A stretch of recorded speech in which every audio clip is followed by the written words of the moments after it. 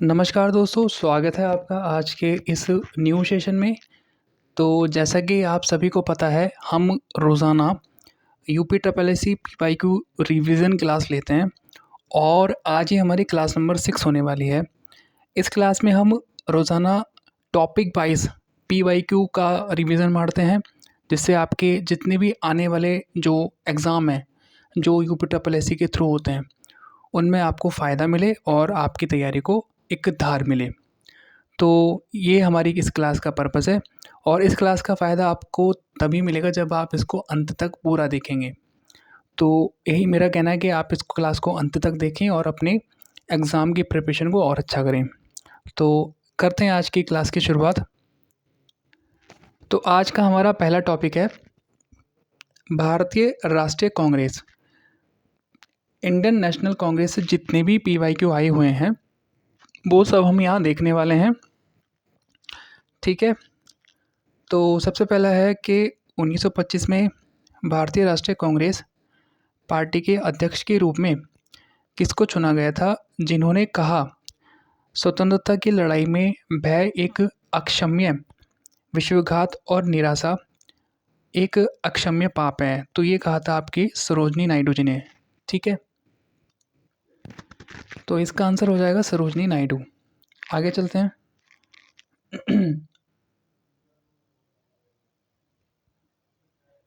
आगे बात कर रहे हैं कि भारतीय राष्ट्रीय कांग्रेस के उस अधिवेशन के स्थान का नाम जहां पूर्ण स्वराज को अपना अंतिम लक्ष्य घोषित किया गया था, तो ये था आपका लाहौर। लाहौर के अधिवेशन में क्या हुआ था, पूर्ण स्वराज की मांग रखी गई थी सबसे पहले, और ये हुआ था 1929 को। ठीक है। बोलता है पूर्ण स्वराज्य की मांग करने वाले प्रथम कार्यकर्ता का नाम है, तो ये थे आपके हसरत मोहानी जी। क्या नाम है इनका? हसरत मोहानी जी ने क्या किया था, सबसे पहले जो है पूर्ण स्वराज की मांग रखी थी।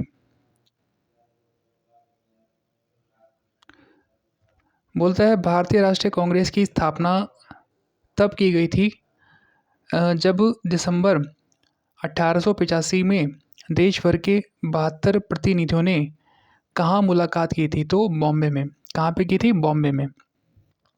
और इन क्वेश्चन के आगे जो है ये भी लिखा है कि कौन से एग्ज़ाम में पूछे गए थे और वो एग्ज़ाम कब कंडक्ट हुआ था, तो आपको वेरीफाई मतलब आपको डाउट ना हो कि हम अपनी तरफ से ऐसी कुछ भी बना के ले आ रहे हैं। ये सारे पीवाईक्यू में आए हुए क्वेश्चन हैं।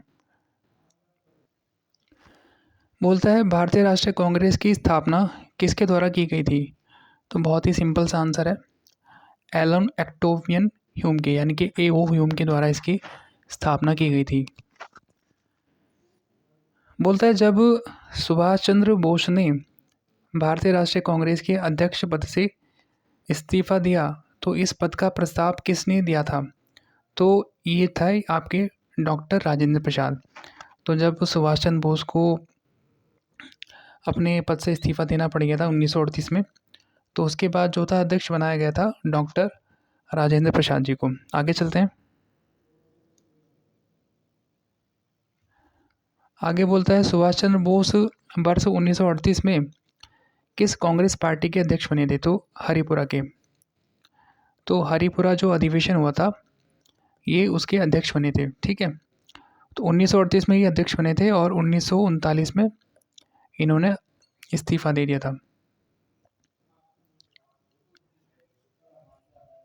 एलन ऑक्टेवियन ह्यूम एक सेवानिवृत्त अंग्रेजी आईसीएस अधिकारी ने किस वर्ष में भारतीय राष्ट्रीय संघ का गठन किया था, तो इन्होंने किया था ये 1984 में।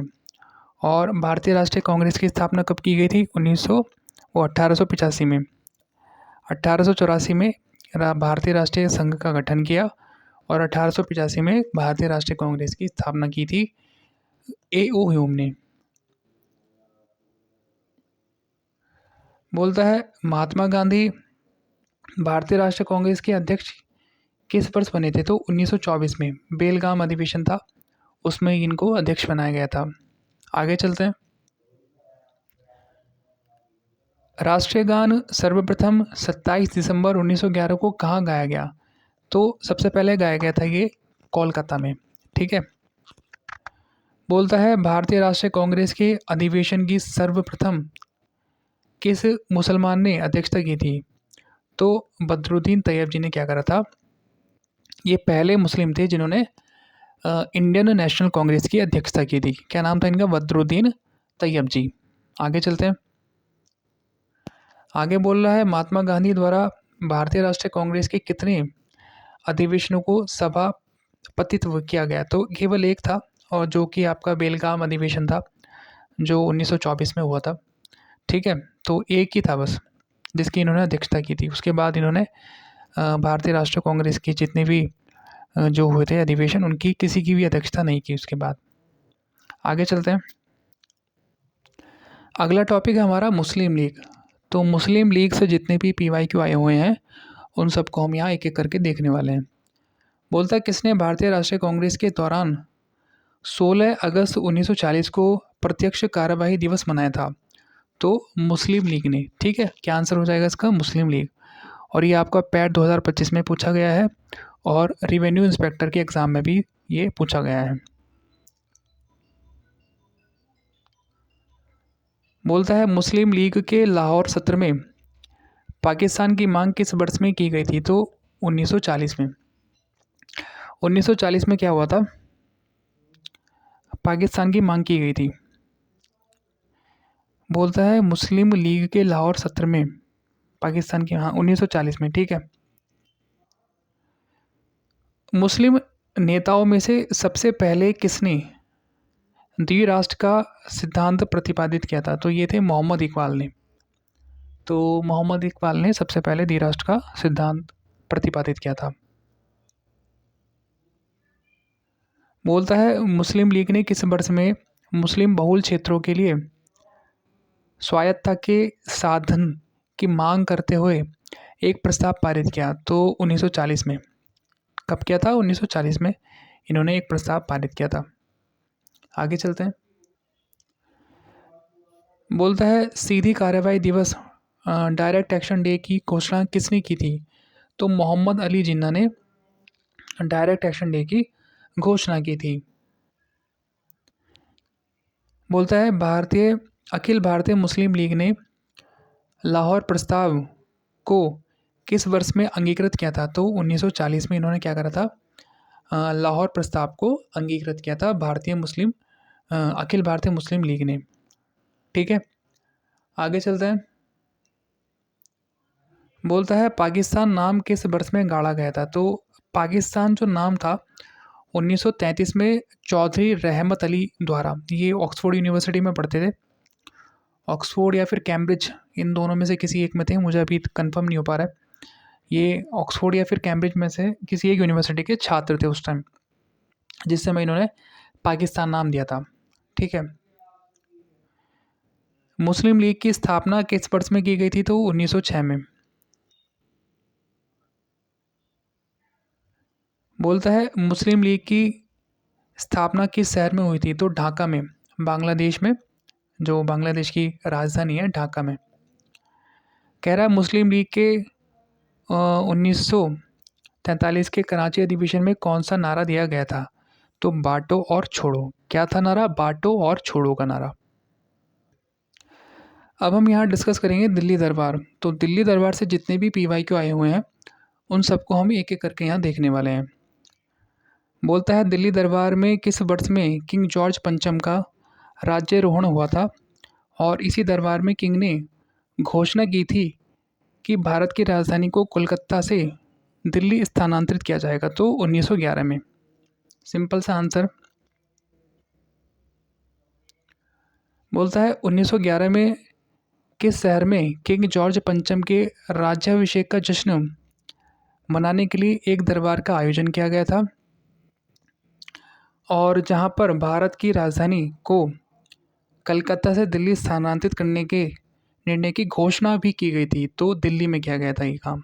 ठीक है। ब्रिटिश भारत 1773 से लेकर 1911 की राजधानी क्या थी? तो सिंपल सा आंसर कलकत्ता। बोलता है दिल्ली दरबार 1911 के दौरान दिल्ली की आधारशिला किसने रखी थी? तो ये थे जॉर्ज पंचम। बोल रहा है भारत की राजधानी को किस शहर से दिल्ली ले जाया गया था? तो कलकत्ता। पहले जो थी कलकत्ता राजधानी थी भारत की 1773 से लेके 1911 तक। फिर 1911 के बाद जॉर्ज पंचम ने जो राजधानी थी देश की भारत की उसको कलकत्ता से दिल्ली बना दिया था।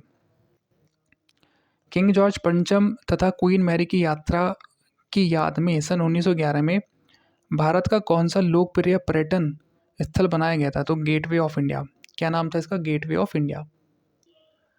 अब हम यहाँ बात करेंगे होम रूल आंदोलन की। तो होम रूल आंदोलन से जितने भी PYQ बने हैं उन सबको हम यहाँ एक एक करके देखने वाले हैं। बोलता है लंदन में भारतीय होम रूल सोसाइटी की स्थापना किसके द्वारा की गई थी? तो श्यामाजी कृष्ण वर्मा के द्वारा। पैट के एग्ज़ाम में पूछा गया है 2025 के। तो श्यामाजी कृष्ण वर्मा के द्वारा जो है होम रूल सोसाइटी की स्थापना की गई थी। आगे बोलता है कि सन 1915 से लेकर 1916 में किसके नेतृत्व में 2 होम रूल लीग शुरू हुई थी? तो एनी बेसेंट और लोकमान्य तिलक के द्वारा। तो इन दोनों के द्वारा क्या हुआ था? होम रूल लीग शुरू हुई थी। मुख्य रूप से मद्रास के होम रूल लीग की स्थापना से संबंधित थी। तो एनी बेसेंट।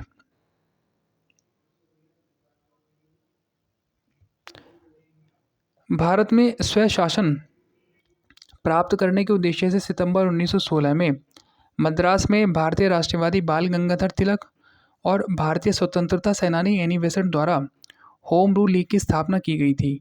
तो एनी बेसेंट के द्वारा। ठीक है। होम रूल लीग आंदोलन की स्थापना की थी तो एनी बेसेंट ने की थी। सिंपल सा आंसर। बोलता है 1915 से 1916 में स्थापित होम रूल लीग किसके सहायक इकाई के रूप में काम करती थी? तो भारतीय राष्ट्रीय कांग्रेस की सहायक इकाई के रूप में होम रूल लीग जो है काम कर रही थी। अब हमारा टॉपिक आ जाता है लखनऊ समझौता। बोलता है भारतीय राष्ट्रीय कांग्रेस INC और अखिल भारतीय मुस्लिम लीग AIML ने प्रसिद्ध किसके माध्यम से अंग्रेजों के खिलाफ भारत के संघर्ष के लिए एक साथ आने का फैसला किया? तो लखनऊ पैक्ट 1916। क्या आंसर हो जाएगा इसका? लखनऊ पैक्ट 1916।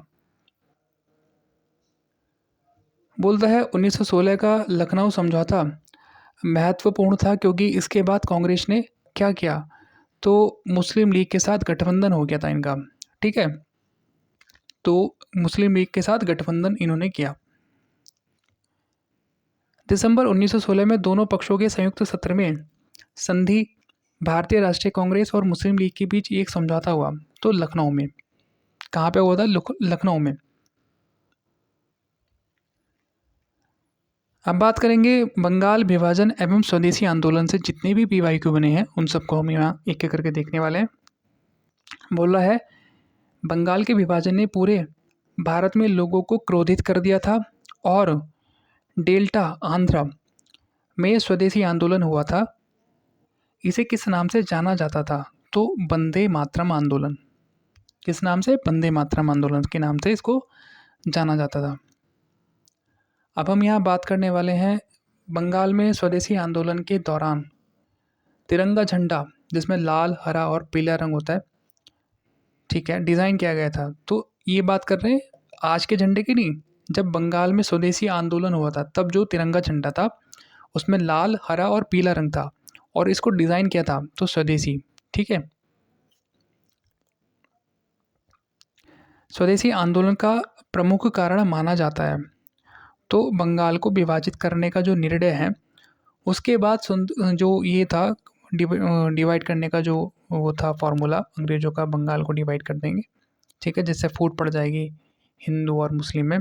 तो उसके खिलाफ इन्होंने स्वदेशी आंदोलन करा था भारतीयों ने।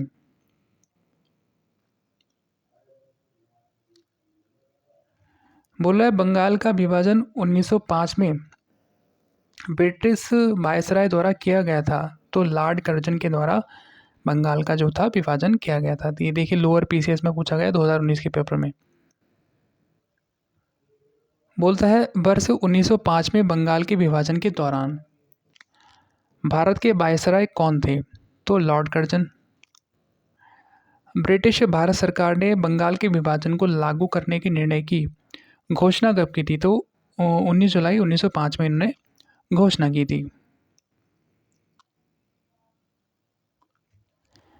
आगे चलते हैं, बोलता है बंगाल के विभाजन 1905 के विरोध में हुए आंदोलन का नेतृत्व किसने किया था? तो सुरेंद्र नाथ बनर्जी ने इसका नेतृत्व किया था।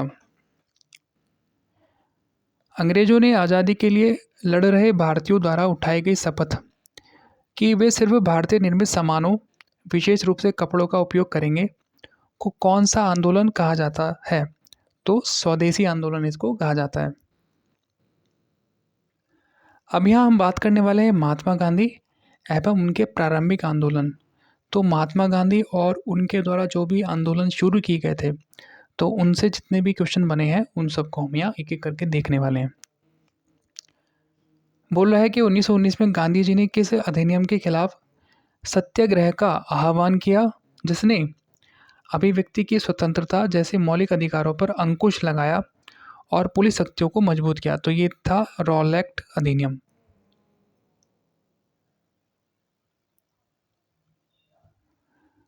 निम्नलिखित में से महात्मा गांधी का कौन सा सत्याग्रह नील कृषकों की समस्याओं से जुड़ा था? तो चंपारण सत्याग्रह जो था आपके नील कृषकों की जो प्रॉब्लम थी उससे रिलेटेड था। चंपारण सत्याग्रह का नेतृत्व किसने किया था? तो महात्मा गांधी जी।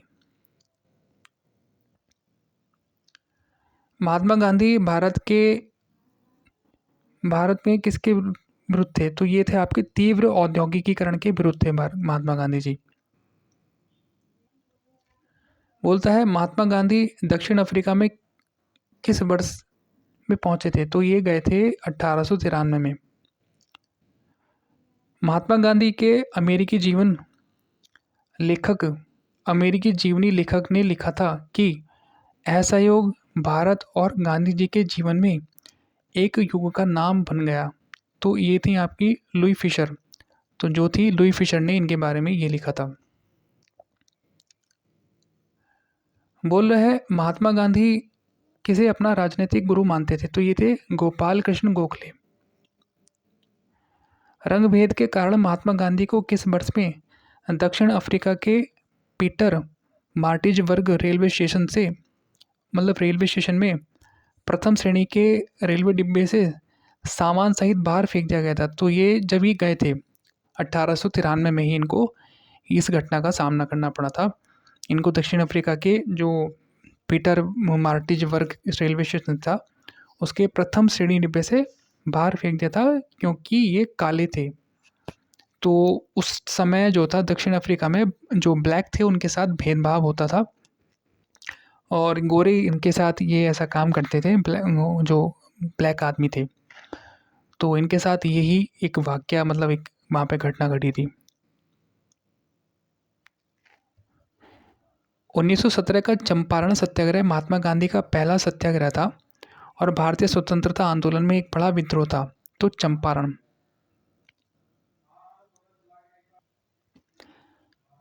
महात्मा गांधी ने सत्याग्रह सभा की स्थापना कब की थी? तो ये फरवरी 1919 में। महात्मा गांधी किस अर्थव्यवस्था की वकालत की? तो विकेंद्रीकृत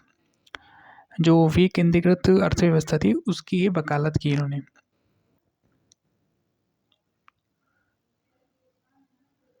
बोलता है महात्मा गांधी के लिए भारतीय मानवता की एकता, इसकी आर्थिक स्वतंत्रता और समानता का प्रतीक था। तो खादी को बहुत सपोर्ट करते थे Gandhi ji. The story of my experiments with truth के लेखक कौन है? तो खुद मोहनदास करमचंद गांधी जी, यानी कि आपके प्यारे महात्मा गांधी जी मीन्स हमारे। महात्मा गांधी भाप से चलने वाले जहाज SS सफारी द्वारा दक्षिण अफ्रीका की किस बंदरगाह पहुंचे थे? तो डरबन गए थे। गांधी जी ने जून 1904 में डरबन के बाहर बस्ती नामक एक सामुदायिक क्रियाशील मठ की स्थापना की। तो फिनिक्स जो इनका आश्रम था जिसको ये सामुदायिक क्रियाशील मठ बोल रहे हैं उसका नाम था फिनिक्स। क्या नाम था? फिनिक्स। बोल रहा है 1917 में चंपारण सत्याग्रह किस राज्य में प्रारंभ किया गया था? तो बिहार में।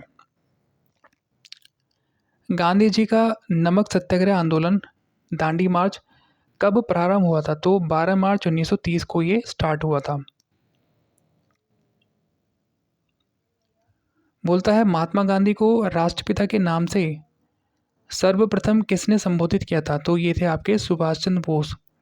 तो सुभाष चंद्र बोस ने सबसे पहले महात्मा गांधी को राष्ट्रपिता के नाम से संबोधित किया था। गांधी जी ने किस घटना के कारण असहयोग आंदोलन को समाप्त किया था? तो चोरी चोरा घटना के कारण क्या था? इन्होंने असहयोग आंदोलन को समाप्त किया था। बोल रहा है वर्ष 1922 में असहयोग आंदोलन को निलंबित करने के बाद गांधी जी को अहमदाबाद में गिरफ्तार कर लिया गया और कितने वर्षों के साधारण कारावास की सज़ा सुनाई गई?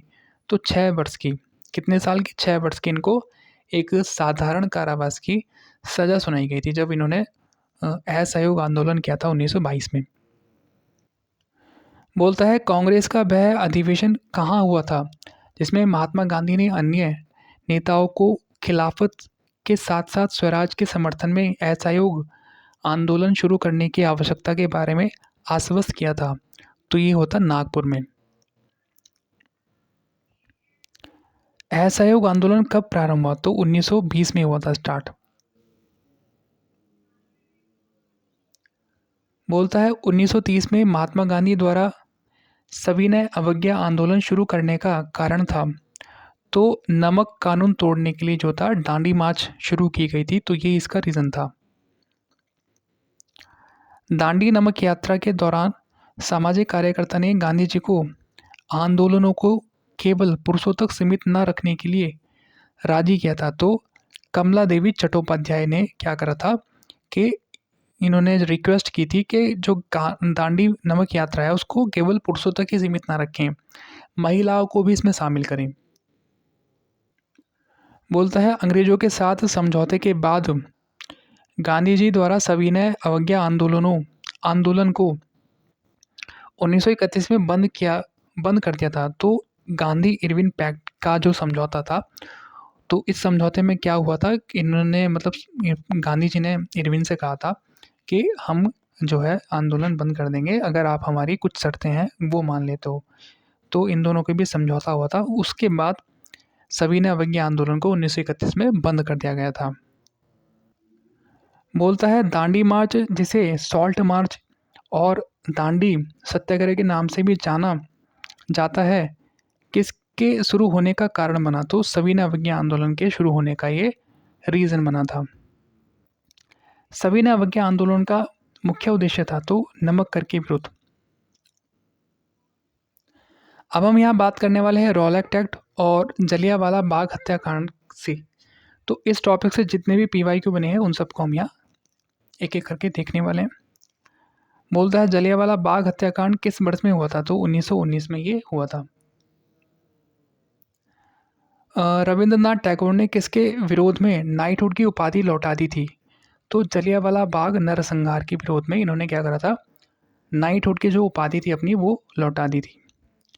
किसने लोगों को जलियांवाला बाग अमृतसर में एकत्र होने के लिए विवश किया था? तो ये थे आपके रॉलेट अधिनियम। ठीक है, रॉलेट अधिनियम के खिलाफ जो था जलियांवाला बाग में अमृतसर में जो लोग थे वो एकत्र हुए थे।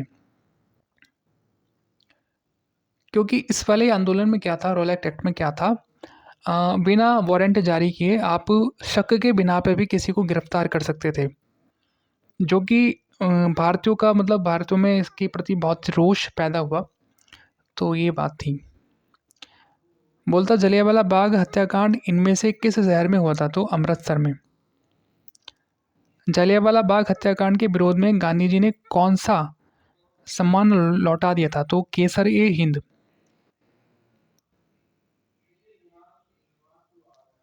बोल रहा है जलियांवाला बाग नरसंहार किस तिथि को हुआ था? तो 13 अप्रैल 1919 को। किस त्योहार के दिन जलियांवाला बाग हत्याकांड हुआ था? तो बैसाखी के दिन। कब हुआ था? ये बैसाखी के दिन हुआ था।